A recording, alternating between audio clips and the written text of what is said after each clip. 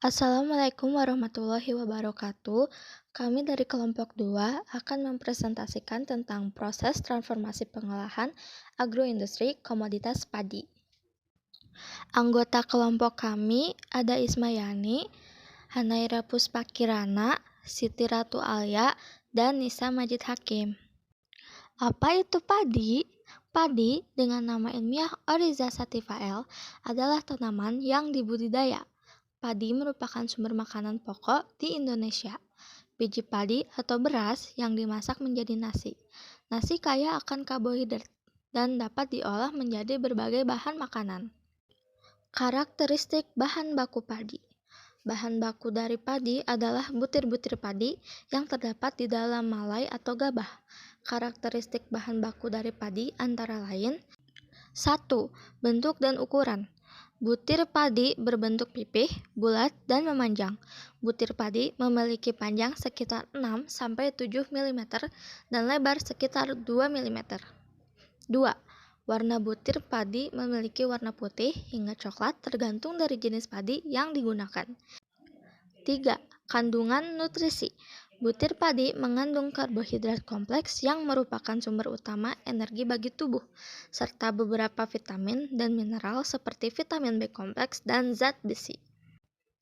4. Kadar air. Kadar air dalam butir padi harus dijaga pada tingkat yang tepat agar kualitas dan daya tahan penyimpanannya tetap terjaga. 5. Kandungan bahan organik. Bahan baku dari padi harus bebas dari bahan organik seperti dedak dan serpihan tanaman yang dapat mempengaruhi kualitas butir padi. 6. Kadar impuritas. Butir padi harus bebas dari impuritas seperti batu, pasir, atau benda asing lainnya yang dapat merusak mesin penggiling atau mempengaruhi kualitas beras. Berikut adalah pohon industri komoditas padi. Padi sebagai bahan baku pangan memiliki dua jenis produk turunan, yaitu produk utama dan produk sampingan. Nah, apa saja sih produk turunan dari padi? Jenis pertama adalah produk utama, yang kemudian terbagi lagi menjadi 3 jenis proses pengolahan. Yang pertama adalah pengolahan pasca panen, atau biasa disebut primary processing atau pengolahan primer. Primary processing dapat meliputi proses pemanenan, pencucian, penyimpanan, dan lainnya. Pada bahan baku padi, primary processing berlangsung dalam beberapa tahap, yaitu 1. Penentuan masa panen padi, 2. Pemanenan dan perontokan padi, 3. Pengangkutan gabah, 4. Pengeringan gabah, 5. Pengemasan dan penyimpanan gabah. Yang kedua adalah pengolahan atau secondary processing. Secondary processing bertujuan untuk mengubah hasil tanaman ke kondisi atau bentuk lain dengan tujuan dapat tahan lebih lama, mencegah perubahan yang tidak dikehendaki, atau untuk penggunaan lain. Pada bahan baku padi, secondary processing meliputi beberapa tahap untuk mengubah padi menjadi beras, yaitu menggiling gabah menjadi beras dan kemudian beras dikemas dan disimpan. Proses terakhir dalam pembuatan produk utama bahan baku padi adalah tertiary processing atau dapat disebut juga food processing. Pada tahap ini, bahan pangan yang sudah diolah kemudian diolah lagi menjadi produk pangan instan atau siap santap.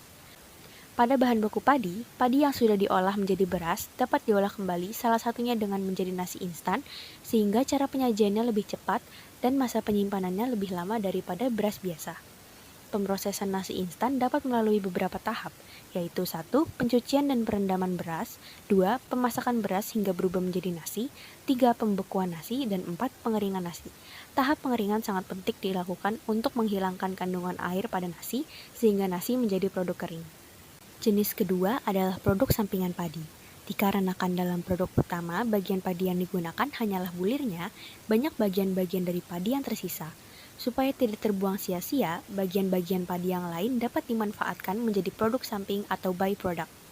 Sebagai contoh, batang padi dapat diubah menjadi jerami untuk pakan sapi, kulit padi diubah menjadi sekam untuk pupuk dan dedak untuk pakan ayam, lapisan dalam bulir padi diubah menjadi bekatul yang dapat dikonsumsi oleh manusia.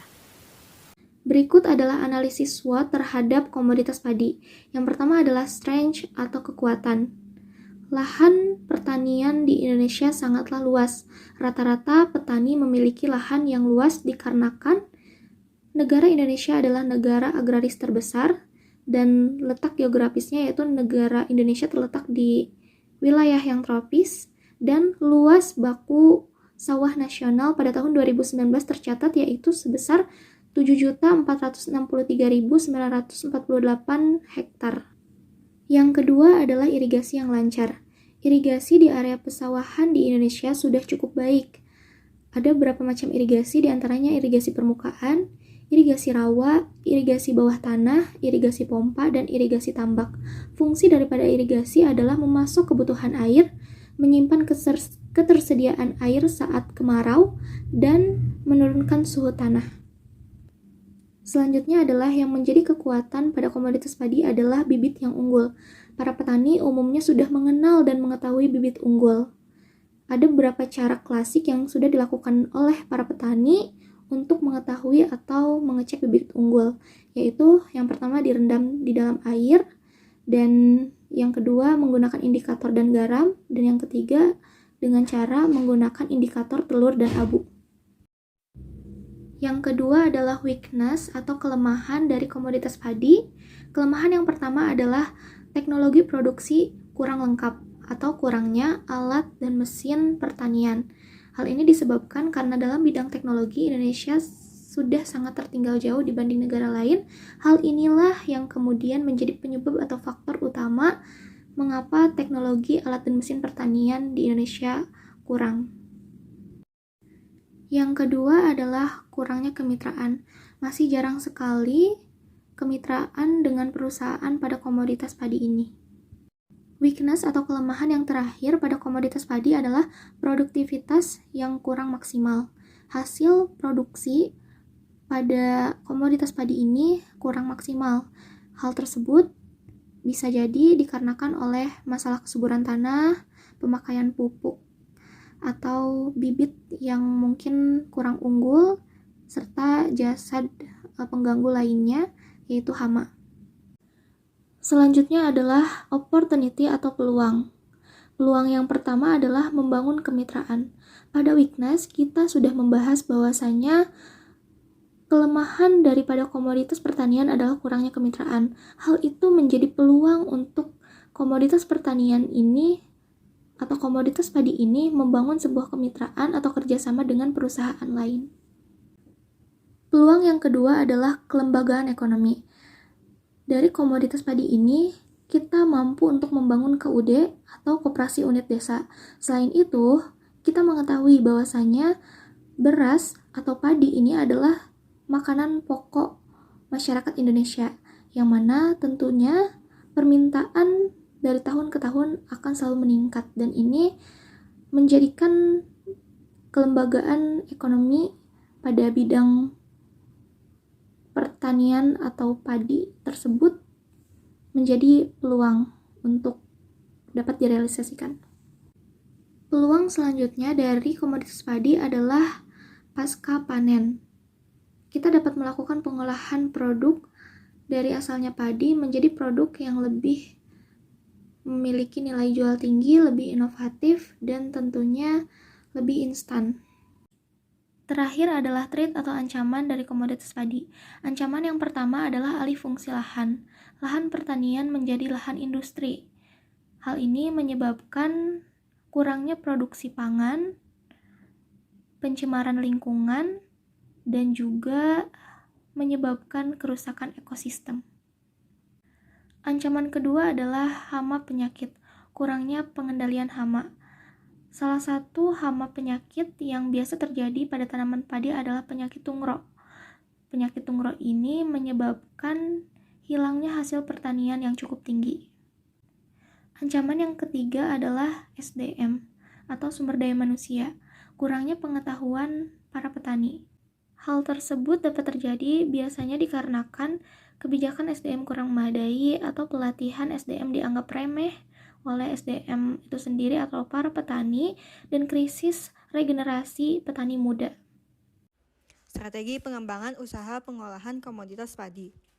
Pertama-tama, memakai lebih banyak alat dan mesin pertanian yang lebih berkualitas dan efektif.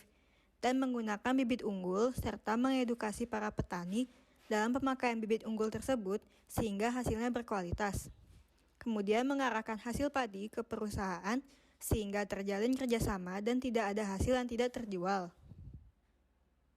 Selanjutnya, ada mengedukasi petani mengenai cara pengolahan dan perawatan padi sehingga hasilnya banyak dan berkualitas. Selain itu, mengedukasi juga petani mengenai alat dan mesin pengolahan dan perawatan padi. Dan penggunaan alat dan mesin pertanian tidak menyebabkan para petani kehilangan pekerjaan sehingga mereka tetap mendapatkan pekerjaan dan ketidaksetujuan petani dengan penggunaan alat dan mesin pertanian berkurang. Sekian dari kami, mohon maaf bila ada kesalahan. Terima kasih atas perhatiannya.